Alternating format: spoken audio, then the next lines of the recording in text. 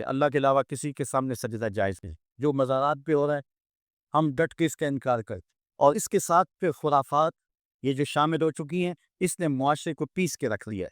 بلکہ ہمارے امام احمد رضا خان فاضل بریلوی نے لکھا ہے، آپ فرماتے ہیں کہ سجدہ محبور بالاتفاق حرام ہے اور طواف قبور بالاتفاق حرام، زیارت قبور بالاتفاق جائز ہے. بوسہ قبور مختلف فی ہے، احوط یہ ہے کہ نہ دیا جائے. یعنی بوسے سے بھی اگر گریز کر لیا جائے تو کسی کو کوئی اور شائبہ نہ ہو تو یہ بھی بہتر ہے. لیکن خیر ہے، بوسے کے بارے علماء قائل ہے، اس پر دلائل بھی موجود ہے. لیکن قبر کے سامنے یوں ہی کھڑے ہو جانا اور کھڑے ہو کر کے یوں ہی سر جھکانا یہ جائز نہیں ہے. علامہ اقبال کہتے ہیں کبھی تم نے دیکھا کوئی کتا بھی کسی کتے کے آگے سر جھکاتا ہو؟ یہ تو اس کو بھی پتہ ہے کسی کے آگے سر جھکانا حضرت مجدد کی تعلیم کیا ہے. یہی بات آئی تھی اکبر میں کہ سجدہ نہیں کرتے تو ساری جھکانا. آپ نے فرمایا نہیں جھکاؤں گا. پھر اس نے آپ کو دربار میں بلوایا، سازش کی، دروازہ چھوٹا رکھا کہ حضرت مجدد الفسانی جب داخل ہوں گے تو سر جھکا کے تو گزرے گے، تو کہوں گا لو سر جھکا ہی لیا. لیکن جن کے سر کو اللہ بلند کرے کون جھکا سکتا ہے؟ حضرت مجدد جب دروازے پہ پہنچے تو سمجھ گئے کہ یہ میرے لیے ایک جال بنا گیا ہے کہ جھکوں گا تو گزروں گا. آپ نے پہلے اپنے ٹانگیں داخل کی. تو اقبال خراج پیش کرتا ہے، حاضر ہوا میں شیخ مجدد کی نعت تھا، وہ خاک کے زیر فلک مطلع انوار، گردن نہ جھکی جسری جہانگیر کے آگے، جس کے نفس کرن سے ہے کرنی احا، وہ ہند میں سرمایہ ملت نگہبان، اللہ نے بر وقت کیا جس کو خبر رہا.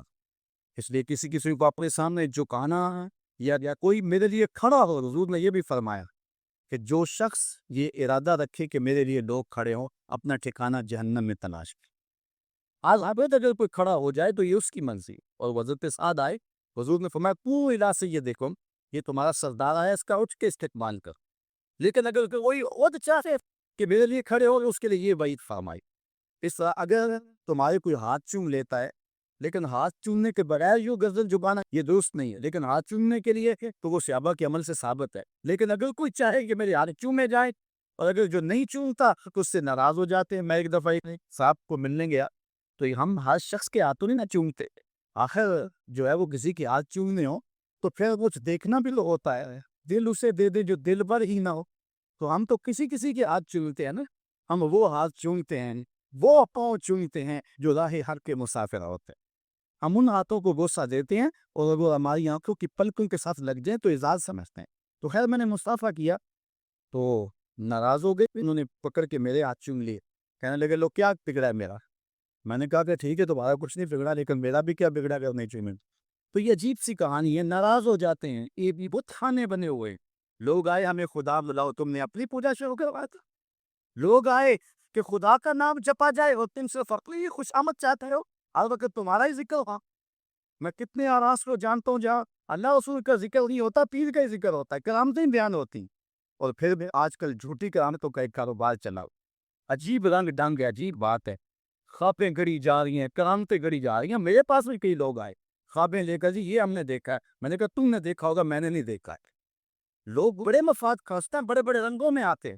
ایک بندہ میرے پاس ایک دفعہ آیا کہ جی میرے پاس 12 موئے مبارک ہے، میں 2 آپ کو دینا چاہتا ہوں. میں نے کہا تو لوٹ سیل لگائی، موئے مبارک کو تماشا ہے؟ جہاں سے مرضی کو بال اٹھا کے کیا دیتا ہے یہ حضور کا موئے مبارک، یہ کوئی تماشا ہے؟ اگر کوئی ہے اور کثرت سے دنیا پر موجود ہے وہ تو برکت والی بات ہے. لیکن آج اللہ میں رازدار ری شدے بانی بات ہے اور ہر شخص جو مرضی دعویٰ. ایک بندے نے مجھے رات کو فون کیا، جناب کہاں ہے؟ میں نے کہا گھر میں. کہہ رہا تھا باہر نکل کے دیکھو. میں نے کہا کیا ہے؟ جی آسمان کی طرف دیکھو. میں نے کہا ہوا کیا ہے؟ کہنے لگا چاند کے در روئی کی تصویر ہے. میں نے کہا تو پاگل ہے، لوگوں نے زندگیاں گزار دی اور زیادہ نہ ہوئی اور تو جو ہے نوٹ سے لگا دی ہوئی ہے کہ چاند اندر تصویر لگا دی. میرے کو کمال ہے، بات کرنے والی ہے تیری. ہمارے یہاں ذوق و اعتقادیں اپنی پھیل گئی ہے کہ جو بات ہو لوگ پیچھے دور پڑتے ہیں. کئی ایسے واقعات ہوئے ہیں، کوئی کہتا ہے میرے گھر میں حضور کے قدم لگے، وہ کچھ بول رہے ہیں، کچھ بول رہا ہے. یہ لوگ اللہ سے ڈرتے نہیں ہیں، خوف نہیں کرتے. جھوٹی خوابیں، جھوٹی کرامتیں اگر سچی ہیں تو میں ان کا انکار نہیں کرتا. لیکن اس وقت معاشرے کے اندر جو کچھ ہوا ہے میں اس کی نشاندہی کر رہا ہوں. اپنے بھی خفا مجھ سے، بیگانے بھی ناخوش. میں ذکر اللہ تو کبھی کہہ نہ سکا تنگ، بات وہی کہتا ہوں سمجھتا ہوں جسے حق. میں ابواللہ مسجد ہوں، نئے تہذیب کا فرزان. میں کہتا ہوں کہ جھوٹوں کے پیچھے چلو گے رسول اللہ ناراض ہو جائیں گے تم سے. یہ جرت کیوں کرتے ہو؟ یہ ہمت کیوں کرتے ہو؟ کیوں جھوٹے دعوے کرتے ہو؟ سچ بولو. تمہارے پیچھے کوئی لگے یا نہ لگے اس کی پرواہ نہیں ہے. یا ایھا الذین آمنوا اتقوا اللہ وقولوا قولا سدیدا. اللہ فرماتا ہے ایمان والو سیدھی سیدھی بات کہو. پھر کیا ہوگا؟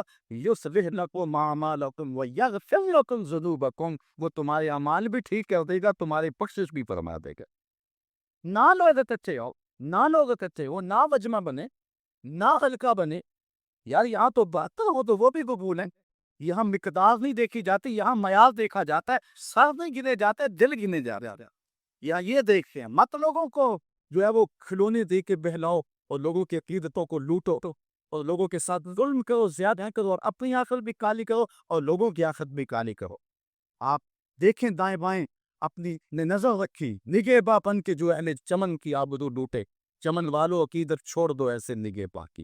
کوئی حق کا مسافر تلاش کا ہو، چاہے اس کے کپڑے پھٹے ہوئے ہوں، کرامت اس کی نہ ہو ساری زندگی کے اندر، لیکن محمد عربی کی غلامی تو ہو نا. حضرت شاہ نقشبند بخاری سے کسی نے پوچھا حضور آپ کی کوئی کرامت؟ فرمانے لگے اس سے بڑی کرامت کیا ہو سکتی ہے؟ اتنے گناہوں کے باوجود زمین پہ چل رہا ہوں اور زمین مجھ کو انسان لیتی اپنے اندر. ہمارے بزرگوں کی تو کہانیاں یہ تھیں اور آج تھوک کے حساب سے کرامتیں دی جا رہی ہیں. آج کے پیروں کی اتنی کرامتیں، غوث اللہ کی بھی اتنی کرامتیں بیان نہیں ہوتی جن کی کرامتیں بیان ہو رہی ہیں. دڑا دڑ کرامتیں بیان کر رہا ہے. ایک بندے کا بچہ پیدا ہوا اور اس نے یہ شور کر دیا کہ یہ رمضان کے دنوں میں دودھ نہیں پیتا، اس لیے کہ حضرت غوث پاک بھی نہیں پیتے تھے، وہ بھی پیدائشی غوث تھے اور یہ بھی پیدائشی غوث ہے اور رمضان کے دنوں میں دودھ نہیں پیتا. اچھا کوئی 2-4 ماہ گزرے تو اس غوث کی ماں کو طلاق دے کے نئی عورت سے شادی کر دی. میں نے کہا کم از کم اتنا تو خیال رکھتے، جس نے غوث جنم دیا ہے اس کو تو عزت سے عزت آئے. تو یہ کیا تماشے ہیں؟ یا لوگ بے وقوف ہیں؟ اب لوگ سمجھنے لگے ہیں. لوگ جو ہے وہ ان وجہ سے پھر تو دین سے اسے نقصان یہ ہوتا ہے. لیکن میں آپ کو کہتا ہوں دنیا سے حق ناپید نہیں ہوا. اگر متاری کر موجود ہے، ڈاکو لٹیرے اور چور موجود ہے تو حق کا ٹنڈورا دینے والے بھی اس دھرتی پہ بستے ہیں. ہمارا رویہ یہ ہے کہ ہم کسی ایک شخص سے بدزل ہو جاتے ہیں تو پورے طبقے سے بدزل ہو جاتے ہیں. کئی بندوں کو میں دیکھا ہوا ہے پیروں کو، اور تو نے دیکھے ہوئے نہیں ہوئے جن کو مل کر زندگی سے عشق ہو جائے وہ لوگ. شاید آپ نے دیکھے نہ ہو مگر ایسے لوگ بھی ہیں کہ جن کو دیکھ کر کے زندگی گزارنے کا ٹھب آ جاتا ہے، سلیقہ اور طریقہ آ جاتا ہے. ان لوگوں کی تلاش کرو. اگر ایک دکان سے کپڑا صحیح نہ ملے، سودا صحیح نہ ملے تو آپ جو ہے کیا کھانا پینا چھوڑ دیتے ہیں؟ آپ کو پتہ اپنے شہر سے مٹھائی کہاں سے اچھی ملتی ہے، آپ کو پتہ اپنے شہر سے کپڑا کہاں سے اچھا ملتا ہے، آپ کو پتہ اپنے شہر میں جو ہے وہ فلاں چیز اچھی کہاں سے ملتی ہے. دین بھی ڈھونڈو کہاں سے خالص ملتا ہے اور کہاں سے نہ خالص ملتا ہے. اس کے لیے محنت کرنی پڑے گی. جھولی میں یوں نہیں ڈال دیا جائے گا.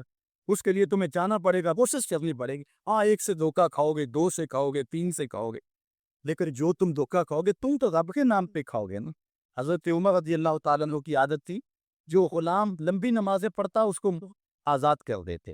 غلاموں کو سمجھ آ گئی لمبی نمازیں پڑھنے شروع کر دی، آپ آزاد کر دیتے. کسی نے کہا عمر تم تو بولے آئے ہوئے، یہ نمازیں اللہ کے لیے نہیں پڑھتے، یہ ذاتی کے لیے پڑھتے. تو حضرت عمر نے کہا یہ مجھے اللہ کے نام پہ دھوکہ دیتے ہیں، میں 100 بار کھانے کے لیے تیار رہا. ایک جگہ سے دھوکہ کھایا، 2 سے کھایا، 3 سے کھایا، 4 سے کھایا. جب تمہاری نیت ٹھیک ہوگی منزل ضرور ملے گی. یہ ہو نہیں سکتا. خورش دے پتوا جو تب کو امان کہ یک روز افتد غمائے بادام. سادی کہتے ہیں چارہ ڈالتا جا، دانا ڈالتا جا، کبھی تتر آئے گا، کبھی مور آئے گا، کبھی کبوتر آئے گا، پھر ایک دن جس کو تو تلاش کرتا ہے وہ ہما بھی تو آ ہی جائے گا نا. اس لیے حق کے سفر کو نہ چھوڑنا، چلتے رہنا اور راہ حق کی جو ہے منزل پر جو ہے وہ انشاءاللہ ایک دن ضرور گامزن ہوگے. بات لمبی ہو رہی ہے، ہم نے اپنی اصلاح ان سارے پوائنٹس میں کرنی ہے. میں آپ کو 4-5 باتیں خاص طور پہ ضرور عرض کرنا چاہتا ہوں. ایک اپنے عقیدے کی اصلاح کریں گے، اس میں کوئی پل پلا پن نہ آنے دے اور کوئی اس کے اندر کوئی نرمی نہ آنے دے. جس شخص کے سینے میں حضور علیہ الصلوۃ والسلام کے لیے بغض دیکھیں ایک لمحے میں اس سے جدا ہو جائے.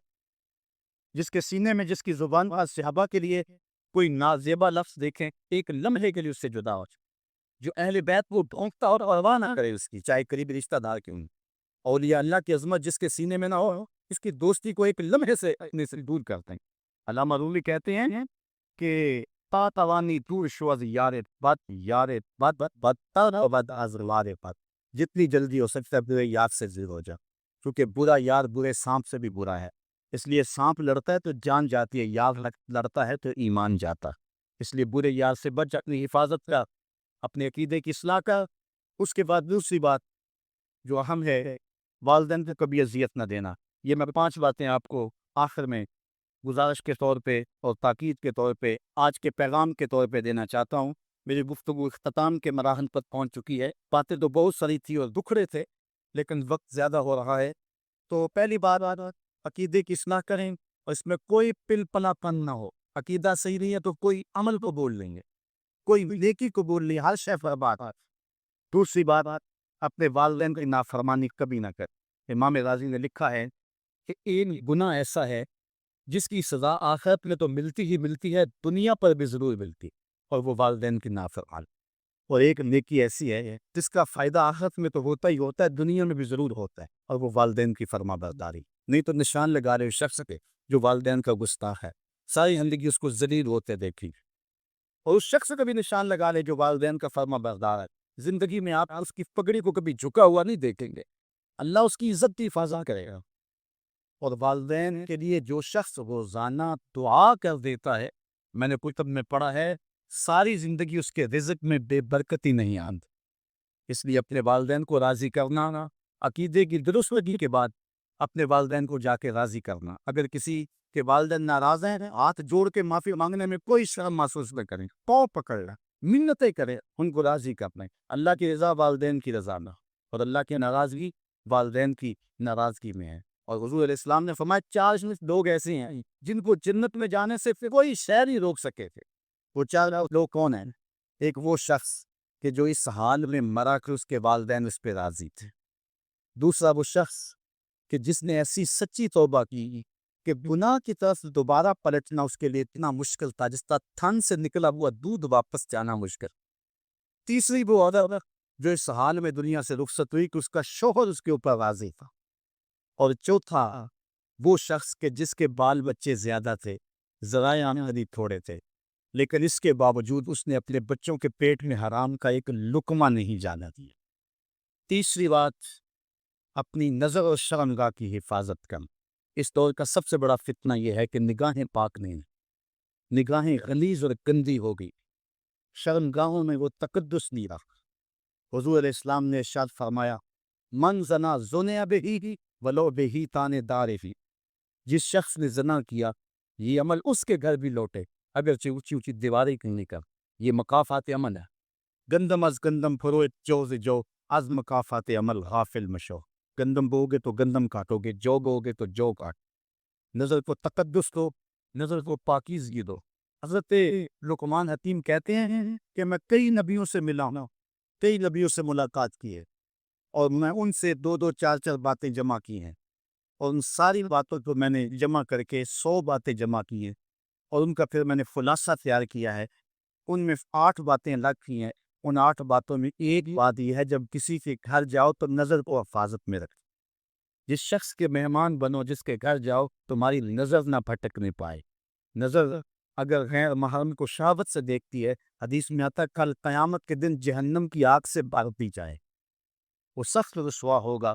آج میڈیا کی آوارگی اور انٹرنیٹ پہ جو کچھ ہو رہا ہے، ٹیلی ویژن اور سینما جو بدتمیزی پھیلا رہی، اور موبائل پیکج جس طرح بے حیائی کے جو ہے وہ کیفیات پیدا کر رہی ہیں اور بے حیائی کو فروغ ہو رہا ہے، ہم اس کے خلاف پوری قوت کے ساتھ بند باندھے تھے۔ اپنی اولادوں کے ہاتھوں سے ناول چھین لو، ان کے ہاتھوں سے جو ہے وہ فلمیں چھین لو، ان کی خلوتوں پہ نظر رکھو اور ان کی حفاظت کرو۔ جس شخص کی نظر پاک نہیں ہے اس کے من میں طہارت نہیں آ سکتی، اگر دل بھی پاک نہیں ہے اس کو جو ہے وہ باطل کا نور نصیب نہیں ہو سکتا۔ وائے قوم کشتائے تدبیر غیر، کارے او تخریب خود تعمیر غین، از حیا بیگانہ پیرانے کہن، نوجوانہ چو زنا مشغول تن۔ کتنی حکمت والی بات رہی کمال نے۔ وہ اپنے دور کے دکھ سناتا ہے، جس دور سے ہم گزر رہے ہیں اب تو عجیب حال ہو گیا۔ اقبال کہتا ہے یہ جو میرا دور ہے، جوان تو جوان رہے، بوڑھوں کی نظروں میں حیا نہیں رہا۔ از حیا بیگانہ پیرانے کہن، بوڑھے لوگوں کی آنکھوں میں بھی اقبال کہتا ہے حیا نہیں رہا۔ نوجوانہ چو زنا مشغول تن، اور نوجوان عورتوں کی طرح اپنے تن کے ساتھ لگے ہوئے ہیں۔ حضرت معاذ بن جبل رضی اللہ تعالیٰ عنہ فرماتے ہیں حضور نے ہم سے 10 باتوں کا عہد لیا۔ پہلی وہی چیز کہ اللہ کے ساتھ کسی کو شریک نہ ٹھہرانا، اگرچہ تجھے جلا دیا جائے اور تجھے قتل کر دیا جائے۔ دوسری وصیت یہ کی کہ اپنے والدین کی کبھی نافرمانی نہ کر، اگرچہ تجھے تیرے گھر سے نکال دے، تیرے اہل سے نکال دے، بچوں سے دور کر دے، لیکن پھر بھی ان کی نافرمانی نہیں کرنے، کیونکہ والدین کی نافرمانی کرنے والا دنیا پہ بھی رسوا ہوتا ہے، آخرت میں بھی رسوا ہوتا ہے۔ امام غزالی نے لکھا ہے کہ ایک جرم ایسا ہے کہ جس کی سزا آخرت میں تو ہے ہی ہے، دنیا میں بھی ضرور ملتی ہے، وہ والدین کی بے ادبی ہے۔ اور ایک نیکی ایسی ہے جس کی جزا آخرت میں تو ہے ہی ہے، دنیا میں بھی ضرور اس کا صلہ ملتا ہے، اور وہ والدین کا ادب ہے۔ اس شخص پہ نشان لگانے جو والدین کا بے ادب ہے، آپ اس کو ذلیل و رسوا ہوتا ضرور دیکھیں گے، اور اس شخص پہ بھی نشان لگانے جو والدین کا مؤدب ہے، فرما بردار ہے، اس کی پگڑی کا کلس کبھی نیچا ہوتا نہیں دیکھیں گے آپ۔ تو والدین کے ساتھ اس نے سلوک کرنے کی تلقین کی گئی۔ حضور نے تیسری وصیت یہ کی کہ فرض نماز جان بوجھ کے ترک نہ کرنا، جس نے جان بوجھ کے فرض نماز ترک کی، اللہ اس سے اپنا ذمہ اٹھا لیتا ہے۔ اللہ کا ایک ذمہ ہوتا ہے جو بندوں کا اس نے لیا ہوتا ہے اپنے محض کرم سے، تو پھر وہ ذمہ اٹھا لیتا ہے۔ پھر وہ دیکھیے، اللہ ذمہ اٹھا لے تو پھر وہ سوائے ذلیل ہونے کے اور کیا اس کا مقصود ہوگا؟ تو ذلت ہی ذلت اس کا مقدر ہوگا۔ اللہ اکبر۔ آج ہم کہتے ہیں پوری دنیا کے اوپر کہ مسلمان کیوں ذلیل اور کیوں رسوا ہو رہے ہیں۔ 5-7% مسلمان جو ہے وہ نمازی ہیں، تو پھر جب یہ حالات ہوں گے تو پھر اللہ اپنا ذمہ اٹھا لے گا۔ جب وہ اپنا ذمہ اٹھا لے گا تو پھر ہمیں جو مرضی توڑے، جو مرضی مارے، پھر اس کا ذمہ اٹھ گیا تو وہ ذمہ ہم سے اٹھا لیتا ہے اگر ہم اس کے حضور سجدہ ریزی نہیں کرتے۔ اور یہ بھی حضور نے وصیت کی کہ کبھی شراب پہ پینی، اس لیے کہ ہر بے حیائی کی جڑ ہے، اور فرمایا معصیت سے، گناہ سے بچنا۔ اگر کوئی گناہ کرتا ہے تو پھر اللہ تعالیٰ اس سے ناراض ہو جاتا ہے۔ وہ چھٹی بات حضور نے یہ ارشاد فرمائی کہ جب جنگ میں کھڑے ہو تو پھر پیٹھ دکھاتے بھاگنا نہیں ہے، اگرچہ لوگ کٹ کٹ کے گر رہے ہو تو میں صلی اللہ العافیہ، اللہ سے عافیت مانگو، یعنی اللہ سے مانگو عافیت۔ بیماری نہ مانگو، آزمائش نہ مانگو، مشکل نہ مانگو، لڑائی نہ مانگو، جنگ نہ مانگو، لیکن اگر پڑ جائے تمہارے اوپر تو پھر استقامت دکھاؤ، پھر بھاگنا نہیں ہے۔ اور یہ کبائر میں سے جنگ سے بھاگ جانا، تو فرمایا کہ اگرچہ لوگ کٹ کٹ کے گر رہے ہوں تو جنگ سے بھاگنا نہیں ہے۔ اور یہ بھی وصیت لی کہ کسی جگہ پہ کوئی بیماری آ جائے اور لوگ موت کا شکار ہو جائیں تو پھر ثابت قدم رہنا ہے، وہاں کو چھوڑ کے بھاگنا نہیں ہے۔ اور 8ویں وصیت حضور نے یہ لی کہ اپنے اہل و عیال پر، اپنے بچوں پر، اپنی بیوی پر اپنی استطاعت کے مطابق کھل کے خرچ کرو، بخل نہ کرو، ان سے ان کی ضروریات کو صحیح پورا کرو۔ اور 9ویں حضور نے یہ وصیت کی، کوڑا لٹکا کے رکھو، ان کو ادب سکھانے کے لیے، دین سکھانے کے لیے، اور ان کو اچھائیوں کا خوگر بنانے کے لیے، برائیوں سے بچانے کے لیے باپ گھر کے اندر جو ہے وہ کوڑا لٹکا کے رکھے، چھڑی لٹکا کے رکھے۔ یعنی مطلب کیا کہ اولاد کو پتہ ہو کہ اگر ہم نے نافرمانی کی اور اللہ کے حکموں کو توڑا، ہم نماز نہ پڑھی، تو پھر یہ ہمارے اوپر ڈنڈا برسے گا بھی۔ تو ان کو جو ہے وہ اس طرح ان کے اوپر جو ہے یہ پریشر رکھو۔ اور 10ویں وصیت یہ کی کہ ان کے سینے میں اللہ کا خوف، اللہ کی خشیت پیدا ہونی چاہیے۔ جس سینے میں اللہ کی خشیت ہوتی ہے اس سینے میں کسی اور کا ڈر نہیں ہوتا۔ آج ایک قطرہ بھی کافی ہوگا، آج سا بھی نہیں، کھلے راہ بھی نہیں، انج ٹوک نوکھڑے ٹوکدے نہیں، ٹور پویں تے فاصلے بک جاندے، کار بیٹھیاں پینڈے بک دے۔ آج قدم قدم چلیں گے۔ ماضی کے گناہ تو ایک آنسو سے دھوئے جا سکتے ہیں نا۔ وہ ایک فقیر تھا، بازار میں کھڑا رو رہا تھا، تو کسی نے روک کے کہا بابا کیا ماجرا ہے، کسی نے مارا ہے، کیوں رو رہے ہو؟ اس نے کہا نہیں کوئی ایسی بات نہیں، ان لوگوں کے رویے نے رلا لیا۔ کہا کیا مطلب؟ کہا بازار سے گزر رہا تھا، ان لوگوں کو دنیا میں کھوئے ہوئے دیکھا تو میرے دل میں ترس جاگا، تو میرا خیال یہ ہوا کہ ان بندوں کی رب کی صلح نہ کرواتا، تو میں نے پھر اس سے بات کی، تو آواز آئی ٹھیک ہے لے آ ان کو میری چوکھٹ پہ، ایک آنسو سے سارے گناہ معاف کر۔ میں بڑا خوش ہوا، میں ان سے بات کی، یہ الٹا میرا مذاق اڑانے لگے، جا بابا کام کر، تجھے کیا پتا دنیا داری کیا ہوتی۔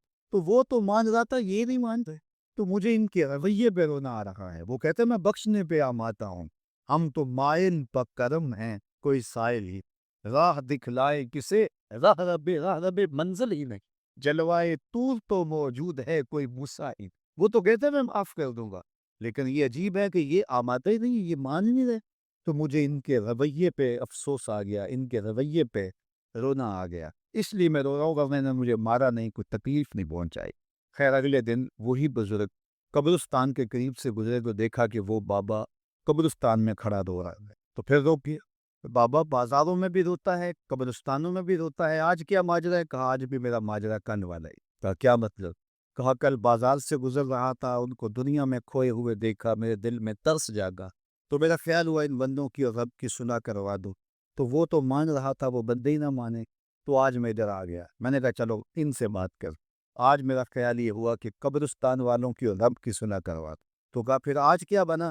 کہا آج یہ مان گئے ہیں، وہ نہیں مانتا۔ تو صاحبو آج وہ مان رہا ہے، آج ہم مان جائیں۔ میں نے کتب میں پڑھا ہے کل قیامت کے دن نیکوکار بھی پچھتائیں۔ بدکاروں کا پچھتانا تو سمجھ میں آتا ہے، نیکوکار کیوں پچھتائیں؟ جب اپنے اچھے اعمال کی جزا دیکھیں گے تو پچھتائیں گے، جو چند لمحے ضائع کر دیے وہ بھی کیوں ضائع کر۔ قیمتی زندگی ہے، یہ ٹوٹتی سانسیں، ان کی قدر کیجیے۔ ایک بزرگ فرماتے ہیں کہ مجھے اس بات کی سمجھ نہیں آتی تھی کہ جو قرآن نے کہا ان الانسان لفی خسر، بے شک انسان خسارے میں ہے، تو میں سمرقند کے بازار سے گزر رہا تھا تو وہاں ایک آدمی پھٹے پہ برف رکھ کے بیچ رہا تھا اور ساتھ آواز لگا رہا تھا۔ آج کل تو یہاں وہ پاپڑ بیچنے والے بھی کوئی آواز لگاتے، تو وہ برف کے اوپر، برف پھٹے کے اوپر رکھ کے بیچ رہا تھا اور ساتھ آواز لگا رہا تھا۔ آواز کیا تھی؟ ارحمو ارحمو الا من یذوب راس مالہ، او گزرنے والوں میرے پہ ترس کھاؤ، میں ایسا تاجر ہوں جس کا راس المال پگھلتا جا رہا ہے۔ کیونکہ یہ جو برف ہے ایسا سودا ہے جو گاہک کا انتظار نہیں کرتا۔ آپ کپڑا بیچتے ہیں، آج گاہک نہیں آیا، ہو سکتا ہے کل دعانے مہنگا بیچ لیں۔ آپ پیٹرول بیچتے ہیں، ہو سکتا ہے کہ کل پڑا 6 روپے اوپر چلا جائے، آپ کا لاکھوں کروڑوں کا فائدہ ہو جائے۔ لیکن آپ اگر برف بیچتے ہیں، آج نہیں بکی تو کل برف ہی نہیں ہوگی۔ تو وہ سل پہ برف بیچ رہا تھا اور ساتھ لوگوں کو دہائی دیتے ہوئے کہہ رہا تھا، او لوگو میرے پہ ترس کھاؤ، مجھ سے برف لیتے جاؤ، میں ایسا تاجر ہوں جس کا راس المال پگھلتا جا رہا۔ تو کہتے ہیں جب اس نے یہ آواز لگائی نا تو میرے قدم رک گئے اور میں اس کے قریب چلا گیا اور میں نے کہا کہ مجھے ان الانسان لفی خسر کا ترجمہ سمجھ میں آ گئے۔ جس طرح تیری برف پگھلتی جا رہی ہے، میری زندگی پگھلتی جا رہی، اور اگر تو اب برف وقت پہ بیچ لے، ان پگھلتی برف کو تو درہم کے بدلے، دینار کے بدلے، پارچہ جات کے بدلے، جنس کے بدلے فروخت کر لے تو فائدہ ہو جائے گا، 4 آنے تیرے ہاتھ لگ جائیں گے۔ اور میں بھی ان سانسوں کے بدلے درود پڑھ لوں، ان سانسوں کے بدلے سجود کر لوں، ان سانسوں کے بدلے قیام کر لوں، کسی دکھی کے سر پہ ہاتھ رکھ لوں، کسی پریشان کی پریشانی دور کر دوں تو میری سانسیں کام آ جائیں، ورنہ یہ ٹھہرے یہ نہیں۔ سوئے ہوئے ہوں تو پھر بھی سانسیں ٹوٹ رہی ہوتی۔ ہم کتنی جلدی موت کی طرف بڑھ رہے ہیں، تو زندگی کتنی مختصر ہے اور ہم کتنے بے پرواہ ہیں۔ آنکھیں اس وقت کھلتی ہیں جب آنکھیں بند ہوتی ہیں، لیکن کیا فائدہ اس وقت کا؟ آج کا پچھتاوا کل کی بہتری کی ضمانت ہے، اور آج کے پچھتاوے سے کل کی زندگی کی خوبصورتی نصیب ہو سکتی ہے۔ اس لیے یہ ڈھلتا ہوا سورج، یہ دیکھیں ابھی جب داخل ہوئے تھے تو سورج ابھی سر پہ تھا، لیکن اب سورج طرف غروب سے زرد ہو چکا ہوگا اور چند لمحوں کے بعد وہ نگاہوں سے اوجھل ہوگا۔ میاں صاحب بھی بولے کہ زندگی تیری جو ہے ڈوبتے سورج کی طرح ہے، پیگلتے دن کیا محمد، اوڑک نو ڈوب جانا۔ تو یہ میں اور آپ لمحہ لمحہ موت کے قریب ہو رہے ہیں۔ اس سے قبل کہ وہ وقت آئے کوئی حجت باقی نہ رہے، مجھے اپنی زندگی کو، آپ کو اپنی زندگی کو اللہ اور اس کے رسول کی چوکھٹ پہ حاضر کر دینا ہے۔ ہمارے میزبان محترم نے کہا والدہ ماجدہ کی بابت، تو آج ان کے اصالِ ثواب کے لیے میں اور آپ جمع ہیں۔ ایک وقت ہمارے اوپر بھی آنے والا ہے کہ لوگ ہمارے لیے جمع ہوئے ہوں۔ یہ وقت تو آنے والا ہے، اس کے تو چھٹکارا نہیں ہے، اس سے تو خلاصی نہیں ہے، کوئی بھاگ سکتا نہیں ہے، موت سے تو فرار نہیں ہے۔ تو آج وہ نہیں ہیں، لیکن ان کا سعادت مند بیٹا ان کی یادوں کے چراغ کو روشن کیے ہوئے، ورنہ میں ایسے بیٹے بھی دیکھے ہیں جنہوں نے اپنی سکی ماں کا جنازہ نہیں آپ کہیں کوئی ایسا بد نصیب بھی ہو سکتا ہے جنازگاہ میں گیا ہے لیکن وہاں جا کے کھڑا رہا ہے جنازہ، آپ کہیں گے کہ ایسا بد نصیب؟ میں نے کہا ایسے بد نصیب آپ نے بھی دیکھے ہوں گے۔ یہ کون سے بد نصیب ہیں؟ یہ وہ بد نصیب ہیں جنہیں جنازہ آتا نہیں، ساری زندگی لوگوں سے فراڈ کرتے ہیں، اور جب اپنی ماں مر جاتی ہے، اپنا باپ فوت ہو جاتا ہے، تو یہ فراڈ پھر وہ اپنی ماں سے بھی کرتے ہیں، اپنے باپ سے بھی کرتے ہیں۔ مجھے بتاؤ کتنا بد نصیب ہے وہ بیٹا کہ جو اپنی ماں سے، اور وہ بھی مرنے کے بعد فراڈ کر رہا ہے، اور اپنے باپ سے وہ بھی مرنے کے بعد فراڈ کر رہا ہے۔ اور کتنا خوش نصیب بیٹا ہے کہ جو روزانہ اپنی ماں کے لیے دعا کر، اور میں کہتا ہوں کہ بیٹا نمازی ہوگا، بیٹی نمازی ہوگی، اہتمام سے دعا نہ بھی کرے، دن میں کتنی مرتبہ کہے گے ربنا اغفر لی ولوالدی، اے اللہ مجھے بھی بخش دے، میری ماں کو بھی بخش دے، میرے باپ کو بھی بخش دے۔ اور جب بندے ہاتھ اٹھا کے دعا مانگتے ہیں نہ خالی ان ربکم حیی کریم یستحیی من عبدہ اذا رفع یدیہ ان یردہما صفرا، تمہارا رب حیا کرنے والا سخی ہے، کریم ہے، بندے جب اس کے سامنے ہاتھ اٹھا کے دعا مانگتے ہیں اللہ فرماتا ہے مجھے شرم آتی ہے ان کے اٹھے ہوئے ہاتھ خالی کیسے موڑ، انہوں نے میرے سے مانگا ہے، میں بھی نہیں دوں گا تو کس طرح پہ جائیں گے۔ میں ایک دیہاتی بات کرنا چاہتا ہوں، اتنے لوگ جتنے آپ یہاں بیٹھی ہیں، اتنے لوگ اٹھ کے کسی دنیا دار کے ڈیرے پہ چلے جائیں اور اس سے کچھ مانگیں اور وہ دے سکتا بھی ہو، تو کیا وہ آپ کو خالی لوٹا دے گا؟ وہ کہے گا ڈیرہ داری کی شان کے خلاف ہے کہ اتنے لوگ دروازے پہ آ گئے اور ان کو خالی موڑ دوں۔ تو جب تم اتنے بڑے ڈیرہ دار ہو اور تمہیں اتنی غیرت ہے کہ اتنے لوگوں کو خالی نہیں موڑتے، تو کریم خالی موڑتے؟ آؤ تو صحیح اس کی چوکھٹ پہ جھولی پھیلاؤ تو صحیح۔ پھر دنیا داروں سے مانگنا ہو تو ان کی زبان میں مانگنا پڑتا ہے، اللہ سے جس زبان میں مرضی مانگو، عربی میں مانگو، اردو میں مانگو، ہندی میں مانگو، سندھی میں مانگو، اقبال کے لہجے میں مانگو، سادی کے انداز میں مانگو، نہیں مانگنا آتا خالی ہاتھ پھیلا دو، وہ بند لبوں کی بولی ابھی سنتا ہے۔ آؤ تو صحیح اس کی چوکھٹ پہ، اپنے ہاتھ پھیلاؤ تو صحیح، دنیا داروں سے مانگے تو ناراض ہوتی، خدا سے نہ مانگو تو ناراض ہو۔ اللہ کل ما یا باؤ بکم ربی لولا دعاؤکم، آؤ نا اس کی چوکھٹ پہ، دستے طلب دراز کرو۔ دنیا داروں کو مانگنے کے لیے وقت چاہیے، اس وقت تو صاحب سوئے ہوں گے، اس وقت تو ناشتہ کر رہے ہوں گے، اس وقت تو بیوی بچوں کے ساتھ مشغول ہوں گے، لیکن اللہ سے جب بھی مانگو، پچھلے پہر کنڈی کھڑکاؤ در رحمت کھلا پاؤ، دن کو مانگو، رات کو مانگو، مانگو تو صحیح، وہ تو اتنا کریم ہے۔ جب بت کو سامنے کھڑا کیا ہے اور زلیخا ہاتھ جوڑے بت کے آگے پکار کرتی ہے، روزانہ سے شام کھڑی ہو جاتی، یا صنمی یا صنمی، اے میرے بت، اے میرے بت، بچھڑا ہوا یوسف ملا دے، سحر دم تک پکارتی رہتی، عمر بیت گئی، چہرے پہ جھریاں آ گئی، بڑھاپا طاری ہو گیا، ایک دن رات کا پچھلا پہر ہے، بت کے آگے ہاتھ جوڑے یا صنمی کا وظیفہ پڑھ رہی ہے، اچانک نیند کا جھٹکا آ گیا، زباں پل کھا گئی، بولی یا سمادی، یا سمادی، کہا جبریل جلدی جا، یوسف کے گھوڑے کا رخ موڑ دے، یا اللہ تجھے تو نہیں پکار رہی، وہ تو بت کو پکار رہی، زباں پل کھا گئی، یا سنمی کی بجائے یا سمادی کے لفظ زبان پہ آ گئے، کہا جبریل اتنا عرصہ ہوا بت کو پکارتے ہوئے، اس نے کوئی جواب نہیں دیا، آج جیسے بھی اس کے لبوں پہ میرا نام تو آیا ہے، اگر میں نے بھی جواب نہ دیا، میرے اور بت میں فرق کیا ہوا؟ تو آؤ آج کی اس مجلس میں ہم ان کی والدہ کے لیے دعا مانگیں، اے عرش کے مالک ان کی والدہ کو حضور کی ماں کا صدقہ جنت کی بہاریں عطا کر، اور ہم اپنے ماں باپ کے لیے بھی دعائیں مانگے، اے اللہ ہمارے ماں باپ کی مغفرت فر، ماں باپ کی قدر کرو۔ میں نے یہ بھی پڑھا ہے جو اپنے والدین کے لیے روزانہ دعا مانگتا ہے، والدین زندہ ہوں تب بھی، فوت ہو گئے ہوں تب بھی، روزانہ ماں باپ کے لیے جو شخص دعا مانگتا ہے، ساری زندگی اس کے رزق میں بے برکتی نہیں آ سکتی۔ تو اپنے ماں باپ کو اگر زندہ ہیں تو قدر کرو، فوت ہو گئے ہیں تو ان کے لیے کثرت کے ساتھ دعا کرو۔ یہ گھنا سایہ ہے، کبھی آپ نے درخت کو دیکھا ہے کہ ساری دھوپ اپنے پتوں میں جذب کرتا ہے اور نیچے بیٹھنے والوں کو چھاؤں دیتا ہے؟ ماں باپ سارے دکھ اپنے اوپر لیتے ہیں، اپنی اولاد کو آسائش و راحت پہنچاتے ہیں۔ قدر نعمت زوال نعمت کے بعد ہوتی ہے، جب نعمت پاس ہو تو قدر نہیں ہوتی، جب چھنتی ہے تو پتہ چلتا ہے کہ کتنی بڑی دولت تھی جو چھن گئی۔ میں تو آپ کیا، میری اور آپ کی حیثیت کیا، ماں کی کمی تو آمنہ کے لال نے بھی محسوس کی ہے۔ ایک دن حضور مسجد نبوی میں تشریف لائے، تا حد نظر سے آبا تھے، الحاوی الفتاوی میں امام سیوطی نے لکھا ہے حضور کو دیکھا تو ادب سے کھڑے ہو گئے.